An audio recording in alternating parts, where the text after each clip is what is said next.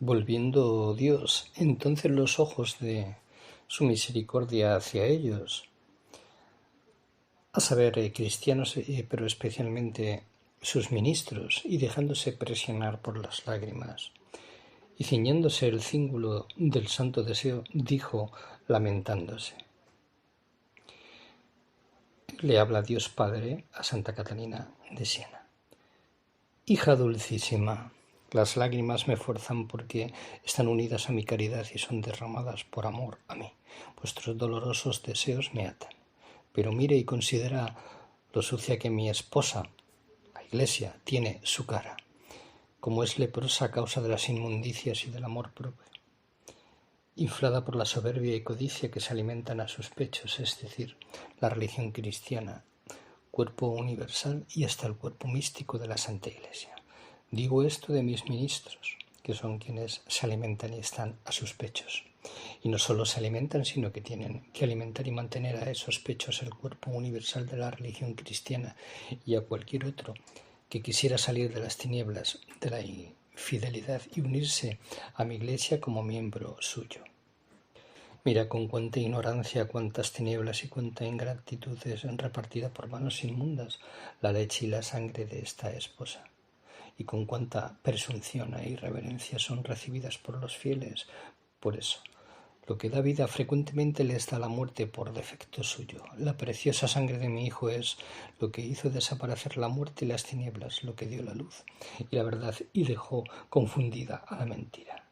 Esta sangre dio y realizó todo lo referente a la perfección del hombre que se dispone a recibirla, igual que da vida y dota al alma de toda gracia, si da la muerte al que vive en la maldad poco o mucho conforme a la disposición y afecto de quien las recibe, de modo que por parte de quien las acepta, si las recibe indignamente, en las tinieblas del pecado mortal, a éste se le da la muerte y no la vida. No ocurre esto por defecto del ministro, aunque se hallase en pecado igual o mayor, ya que su pecado no echa a perder ni ensucia la sangre ni disminuye su gracia y virtud. Por ello no hace mal a quien le da la sangre, sino a sí mismo por el pecado, al que seguirá la pena si no se corrige con verdadera contrición y aborrecimiento de la culpa. Digo, pues, que esta sangre perjudica al que la recibe indignamente, no por defecto de la sangre ni del ministro, sino por la mala preparación y por defecto suyo, ya que tiene su espíritu y su cuerpo sucios de tanta miseria e inmundicia, y por la grandísima crueldad que ha tenido para consigo y con su prójimo.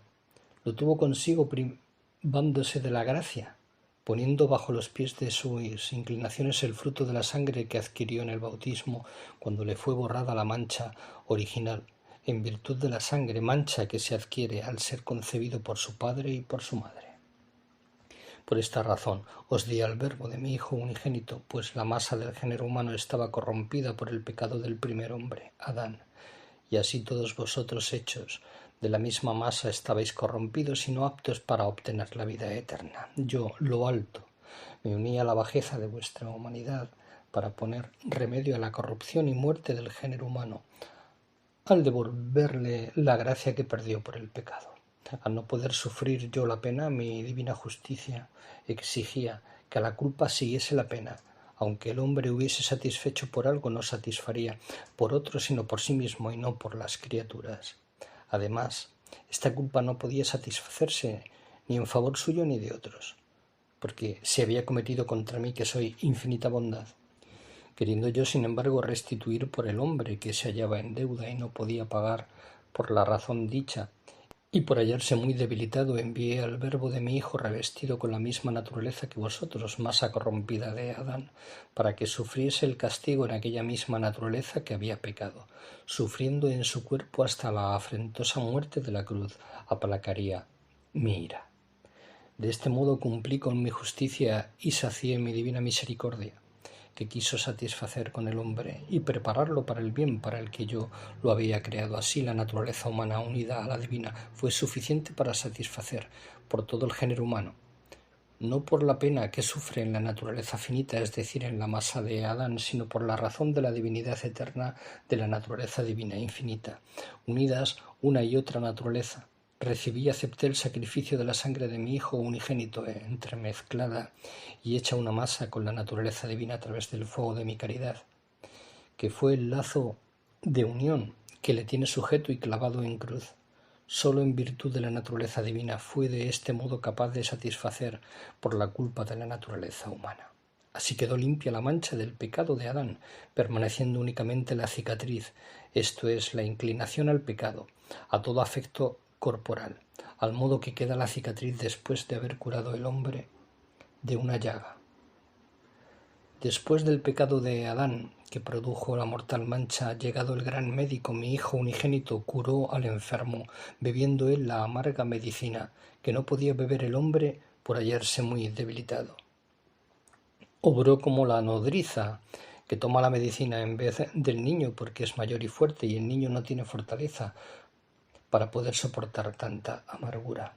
Él hizo de nodriza, sufriendo con la grandeza y fortaleza de la divinidad unida a vuestra naturaleza la amarga medicina de la dolorosa muerte de cruz para sanaros y daros vida a vosotros niños debilitados.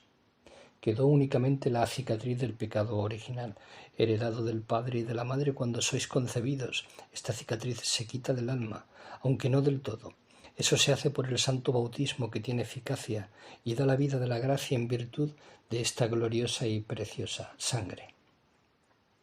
En cuanto el alma ha recibido el santo bautismo, se le quita el pecado original y se le infunde la gracia.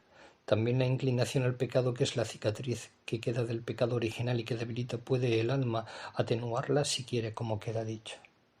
Así queda dispuesto el vaso del alma para recibir y aumentar la gracia dentro de sí, mucho o poco según quiera prepararse a sí misma para amarme y servirme con afecto y deseo.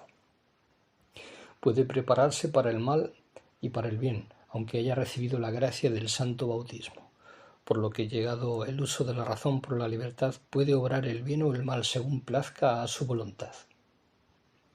Es tan grande la libertad de que goza el hombre, y se ha hecho tan fuerte por la eficacia de esta gloriosa sangre, que ni el demonio ni criatura alguna pueden forzarle al más pequeño pecado más allá de lo que él quiera. Fue liberado de la esclavitud y convertido en hombre libre, para que dominase sus propios sentidos y alcanzase el fin para el que había sido creado.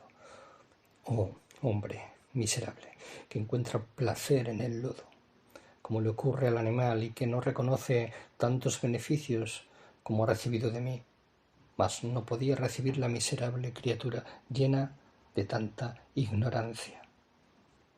Quiero que sepas, hija mía, que habiendo creado de nuevo al hombre por la sangre de mi Hijo unigénito y habiendo devuelto a la gracia al género humano, si el hombre no lo agradece, va de mal en peor, de pecado en pecado, pues considera despreciable la gracia que le he hecho y le hago. Y no solo no lo considera gracia, sino que algunas veces le parece que recibe de mí injurias, ni más ni menos que si yo quisiese otra cosa que su santificación. Aseguro que para estos tales será más duro el juicio y serán dignos de mayor castigo.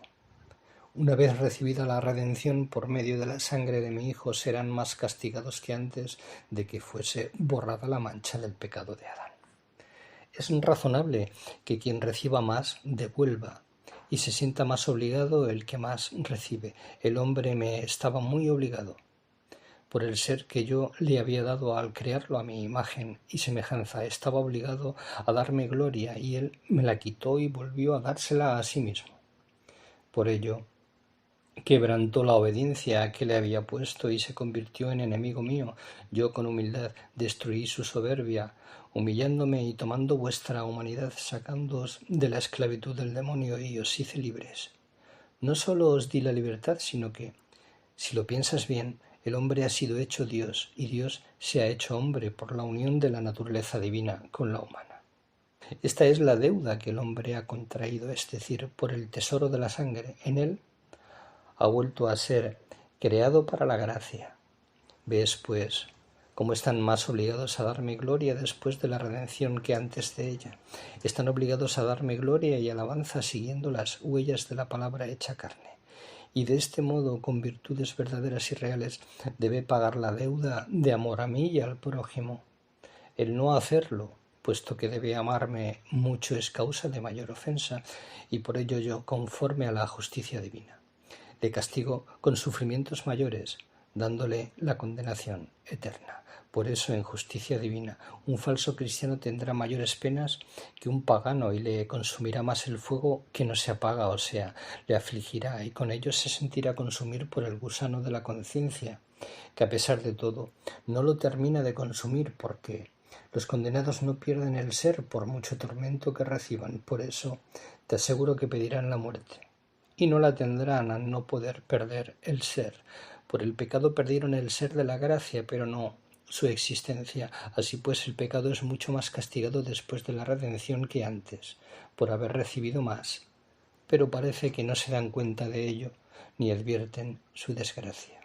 Se han hecho enemigos míos, habiéndolos yo reconciliado por medio de la sangre de mi Hijo. Hay un remedio con el que aplacaré mi ira, y es que mis servidores sean solícitos en hacerme presión con las lágrimas y atarme con las ligaduras de su deseo.